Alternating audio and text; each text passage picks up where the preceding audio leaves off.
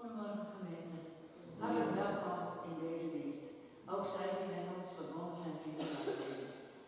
De bloemen gaan als goed van de gemeente naar Boukje Schat. Zij moet weer thuiskomen uit het ziekenhuis na een operatie hebben omgaan. We wensen haar hierbij toe. Haar sterkte toe bij het herstel. De collecte. De eerste is voor de diaconie, voor het missionair werk.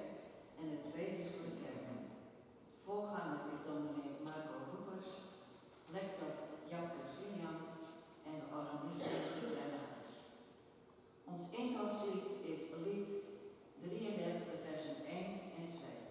En we zingen dit in die mogelijk staan. We wensen u een gezegende dienst toe. En natuurlijk staat er na de dienst koffie en thee klaar.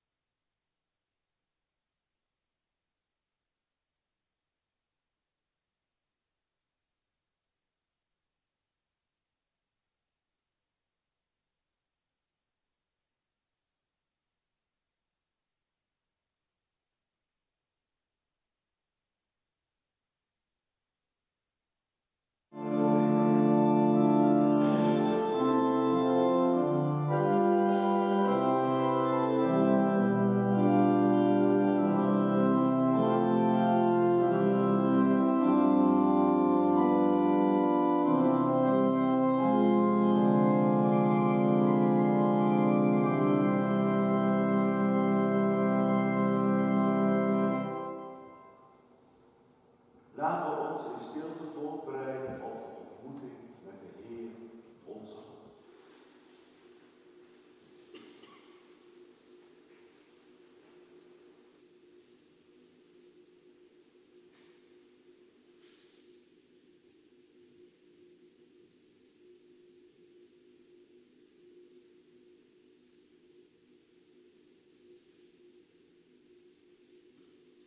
Aan het begin van deze dienst spreken we uit dat onze hulp is in de naam van de Heer, die hemel en aarde gemaakt heeft, die trouw houdt tot de eeuwigheid en niet laat varen het werk van zijn handen.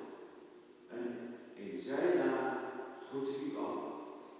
Genade, barmhartigheid en vrede zij u van God de Vader en van Christus Jezus, onze Heer. Amen.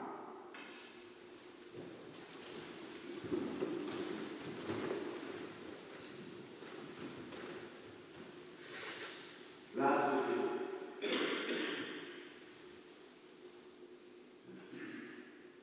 Hemelse Vader, hier zijn we. We zijn hier gekomen in de kerk om u te ontmoeten, om van u te leren, om ons Heer op u in te stellen. Want soms lukt dat ons niet zo goed, van dag tot dag. Dan zijn we met heel andere dingen bezig dan met u en uw koninkrijk. Dan zijn we met onszelf bezig, met alledaagse beschouwingen, met dingen die ons afleiden.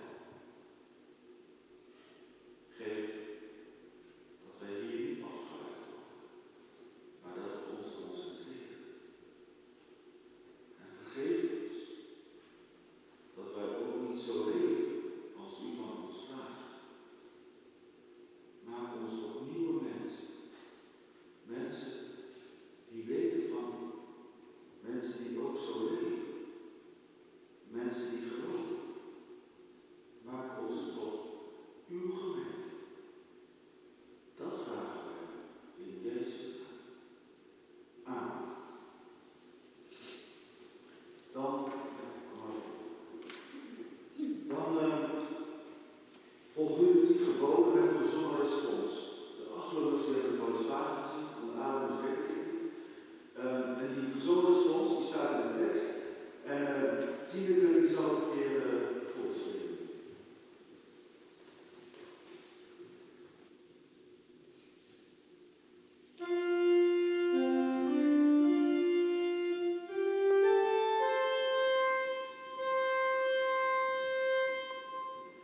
Niet moeilijk, heel eenvoudig. Dat komt helemaal. U roepen wij aan, o God. Hoor onze stem krachtens uw goedheid. Heer, maak ons leven naar uw recht. Gij die tot uw volk spreekt. Gij zult u geen gesneden beeld maken, nog enige gestalte van wat boven in de hemel, nog van wat beneden op de aarde, nog van wat in de wateren onder de aarde is. Gij zult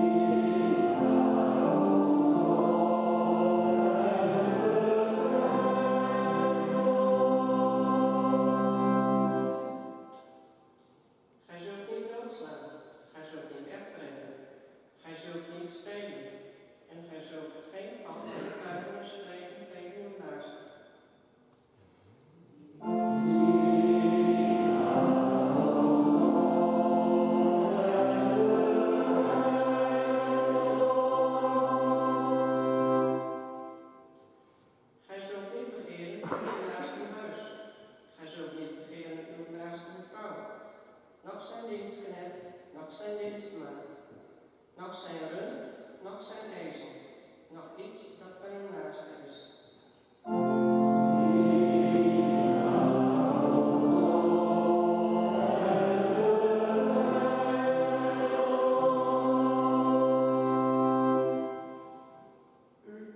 Roepen wij aan, o God, maak ons leven naar uw recht. Wij zingen nu gezang 705, 1, 2 en 3.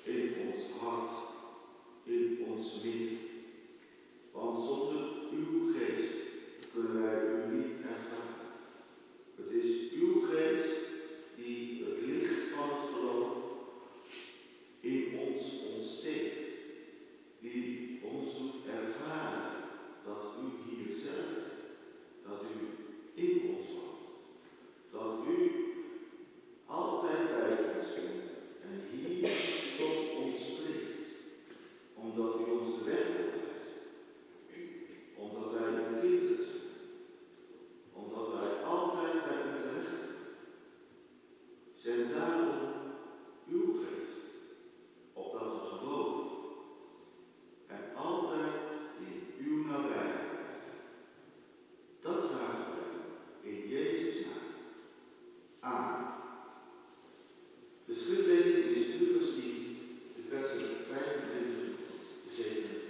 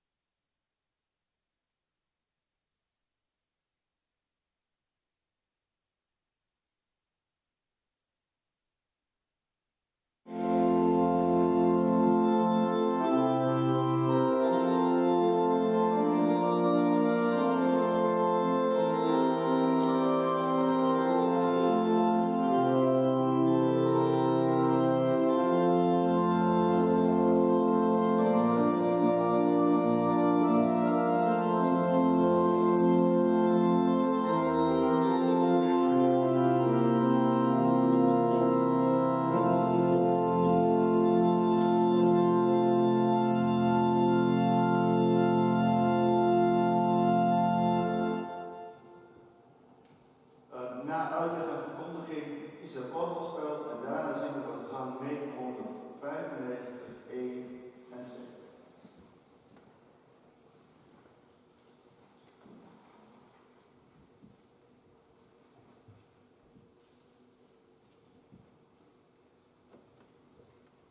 Gemeente van onze Heer Jezus Christus. We kennen dit verhaal van de barmhartige Samaritaan heel goed. Laat me zien Jan en kijken. Dit is geschilderd door Van Gogh. Die heeft een overschilderij gemaakt van de barmhartige Samaritaan. Ook dit schilderij is heel goed. Ik denk dat iedereen in de kerk dit verhaal allemaal kent. Dus wel kan dromen hoe dat verhaal in elkaar zit. Maar hoe krijgen we dit verhaal nou dichter bij ons? Dat het ons net zo dicht.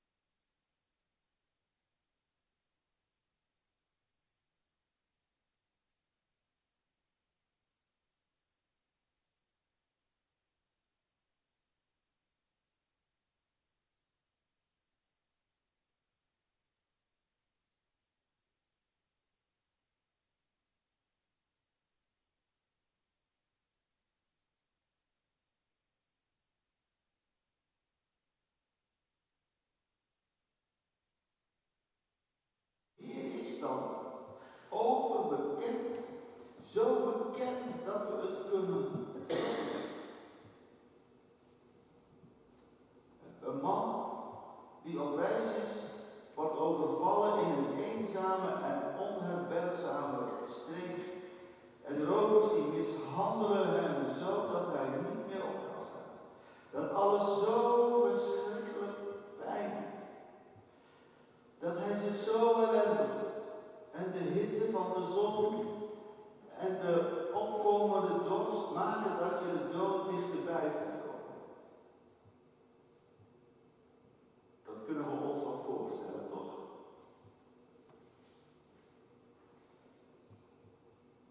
Hè? Dat kunnen we ons wel indenken. En de enige hoop die je hebt, is dat iemand zich jouw lot aantrekt en redt van een gewisse dood. En dan komt er inderdaad iemand voorbij. Dus er is toch nog hoop. Het is een priester. Ja? Nou, ik denk dat we een priester zo niet kennen. Hè? Iemand die dezelfde status heeft. Priesters waren een bevoorrechte stand. En ze hadden een hele belangrijke functie in de liturgie, in de tempel. En daarom leken ze dichter bij God te staan.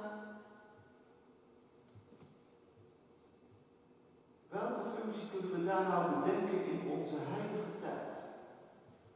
Wat lijkt dat nou in onze tijd? Belangrijk in de liturgie.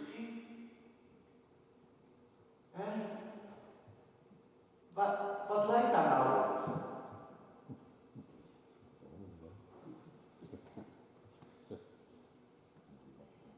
Een dominee. Ja, natuurlijk.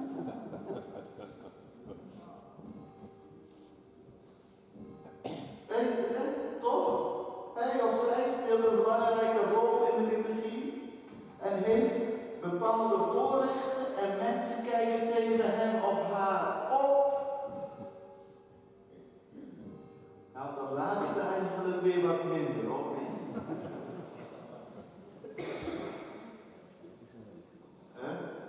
De dominee hoort al lang niet meer bij de notaris van de God. Misschien kun je ook wel aan een professor denken. Als er hier nou in ons dorp een professor zou wonen, dan zouden we daar wel tegen kijken. Dat denk ik. De wetenschap staat tegenwoordig op een wat hoger voetstuk dan de religie. Wetenschap brengt iemand in contact met de waarheid. En als er een professor is op je verjaardagsfeestje, nou,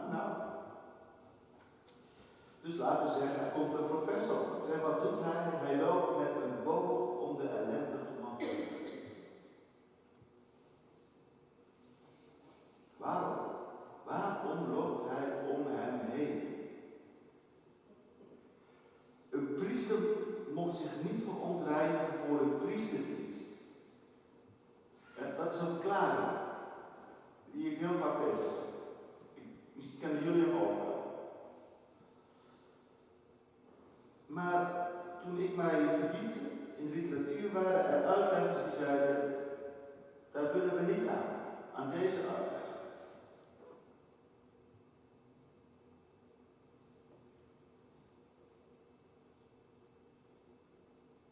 En als je het verhaal weer doorleest, Jezus noemt het niet. Jezus heeft het helemaal niet over priesterdienst.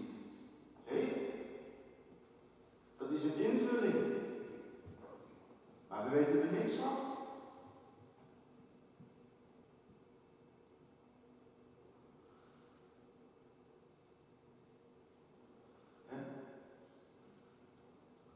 Dus laten we ons eens inleven. Ik probeer het me even in te leven.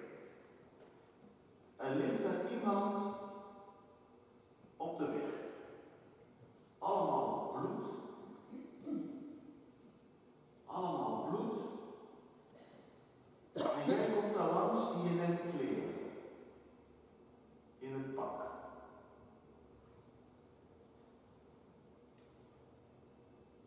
Wat roept zo iemand op? Ontferming, bewogenheid of afschuw. Al dat bloed.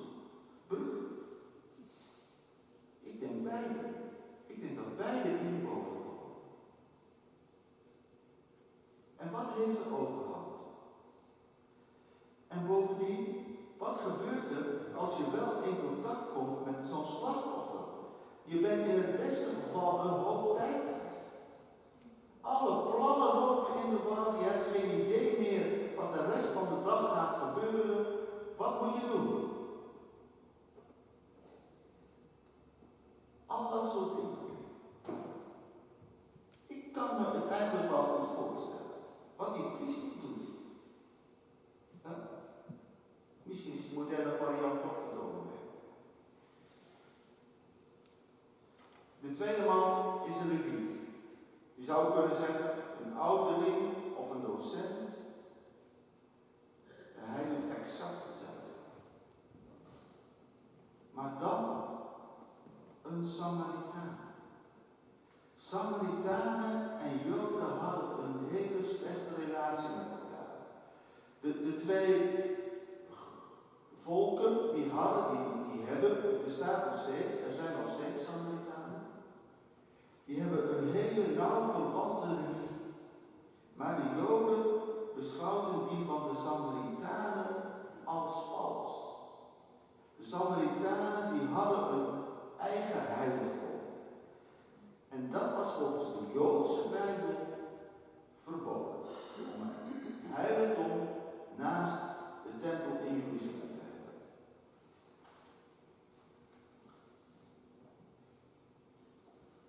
En ze hadden, zo was in de beleving van de Joden, hadden de Samaritanen een verwerpelijke manier van leven. Hun waarden en normen waren tegengesteld aan wat voor het Joodse volk essentieel is.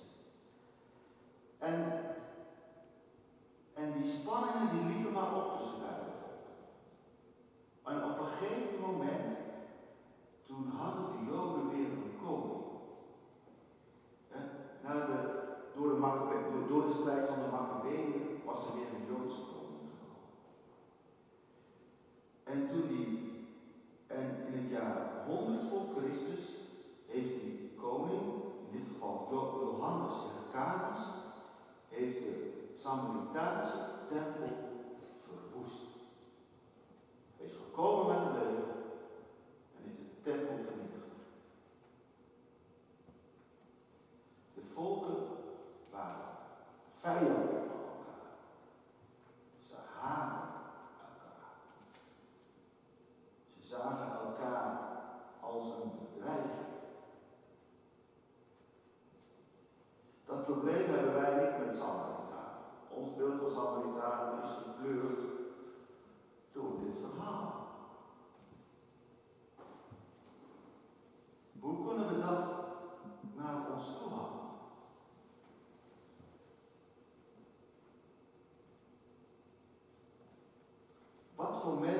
zien wij als bedreiging.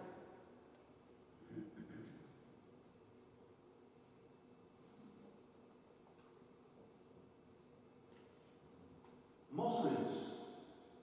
Zullen we dat eens proberen? Moslims. Ik denk dat dat toch dicht bij het gevoel komt dat Joden hebben gehad bij Samaritanen. Al hoop ik niet dat wij ook zo'n vijandsbeeld aan het opbouwen zijn. Dus, er komt een moslim langs.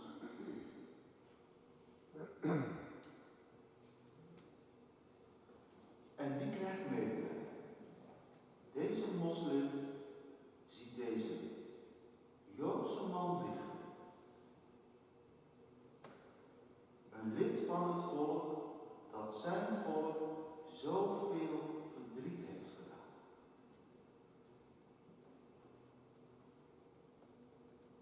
Maar hij wordt geraakt door het leed dat hij ziet.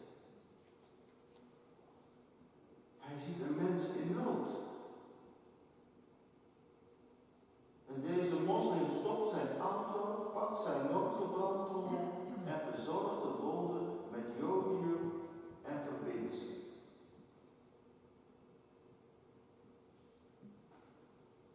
Het raakt hem in zijn hart. En als je geraakt wordt in je hart, dan vallen de grenzen tussen christenen, joden, agnosten, atheïsten, seculieren, noem maar op. Die vallen weg. Die man die pakt, de moslim pakt deze Jood op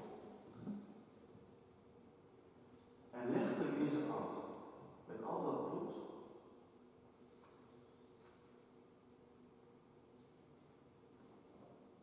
En rijdt hem naar het hotel. Ja, dat hotel is eigenlijk een beetje onlogisch. Maar ja, er waren geen ziekenhuizen in die tijd.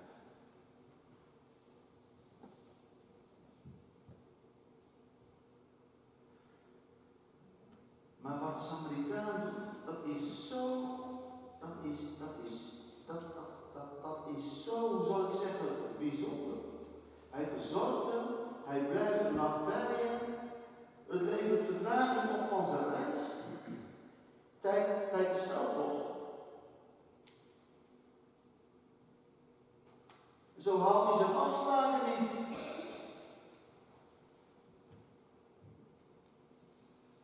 Over geld gesproken. Hij geeft de eigenaar geld voor verzorging van de man en zegt dat hij de man moet verzorgen zolang als hij nodig heeft en dat hij de kosten op zich neemt. Dus niet de man zelf of zijn familie. Nee, deze Samaritaan, deze moslim, neemt de kosten van de verzorging op zich.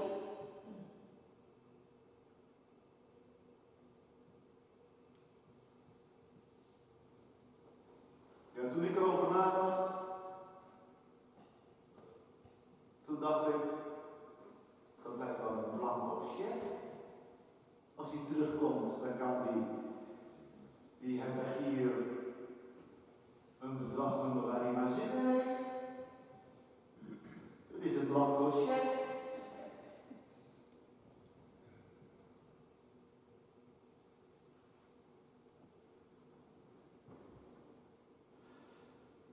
Wie doet zoiets? Wie doet zoiets? Dat is toch uitzonderlijk? En dan moet je ook bedenken dat het slachtoffer en de Samaritaan, dat zijn volkomen onbekenden van elkaar. Totaal.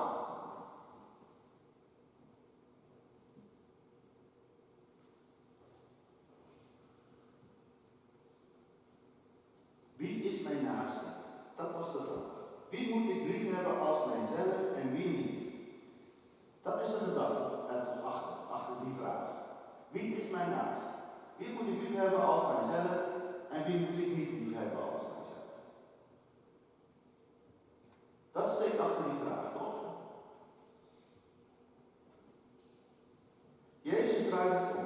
Wie is er naaste voor dit slachtoffer? Het Het is een omdraaiing.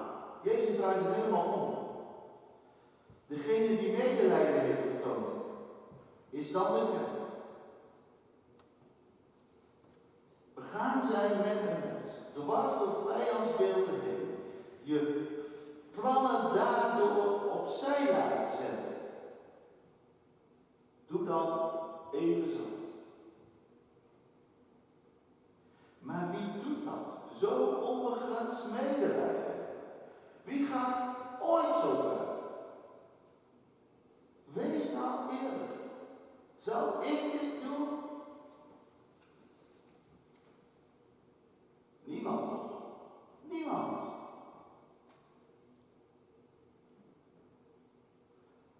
In het 8e hoofdstuk van het Johannes-evangelie noemen Jezus' tegenstanders hem een Samaritaan. Een vijand van ons. En toch, ondanks deze vijandschap, deze haat van de wereld, geeft hij zich uit liefde. Offert hij zijn leven op, opdat wij leven. Jezus is de Samaritaan. Hij kwam uit de hemel, uit liefde naar ons toe, omdat hij met ons begaan is. Medelijden heeft, omdat hij ziet hoe wij door dood en lijden mishandeld worden. Hoe vijandschap tegenover elkaar en ook tegenover God ons zo diep ongelukkig maakt. Hoe een leven in angst voor elkaar ons lot is. Waaraan we niet kunnen ontsnappen.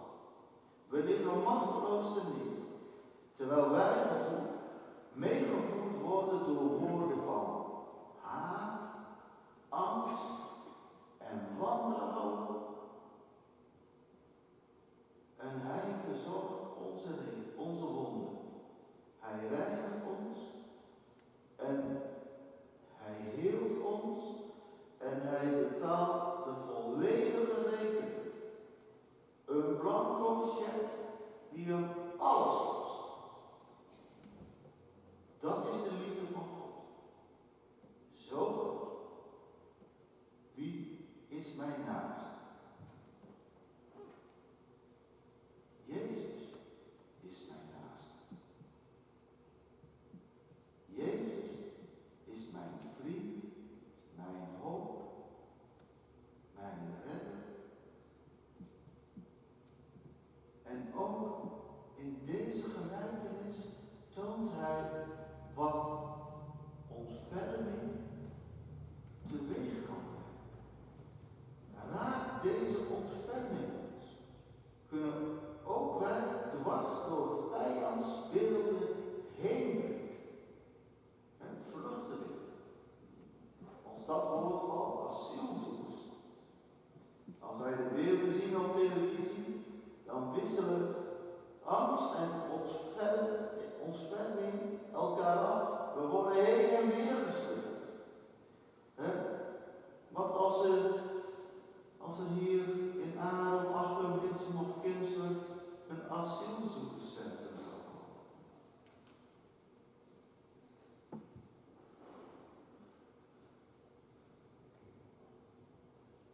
Zijn het dan vijanden? Zijn het dan mensen?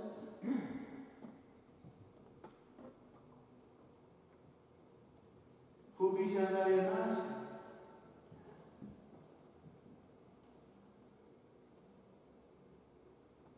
Wie raakt ons diep in het hart? Dat getrokken wordt door de ander. Ik zie geen vijand. Ik zie geen bedreiging. Ik zie een mens. Ik zie jou. Jij, die mij aanspreekt. Van mens.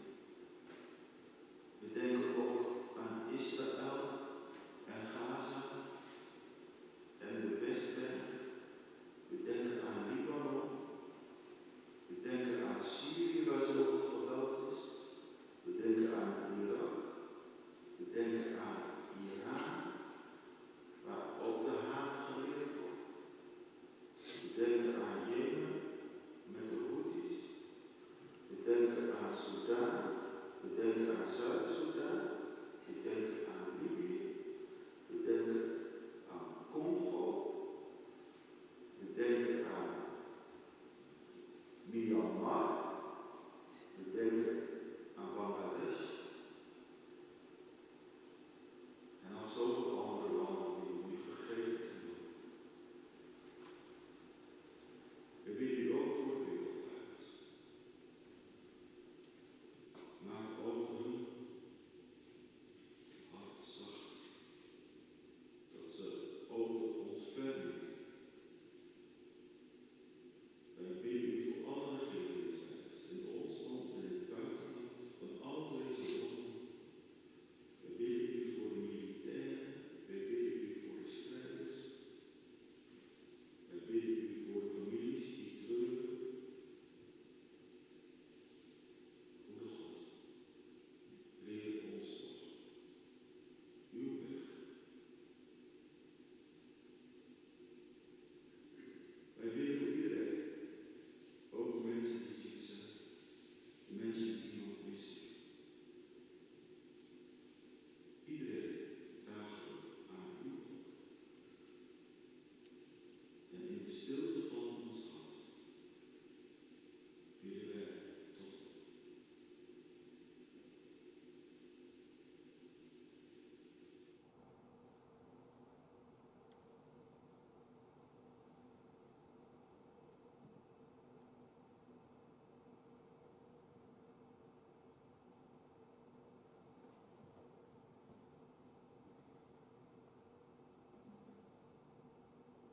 Goede God, u hoort.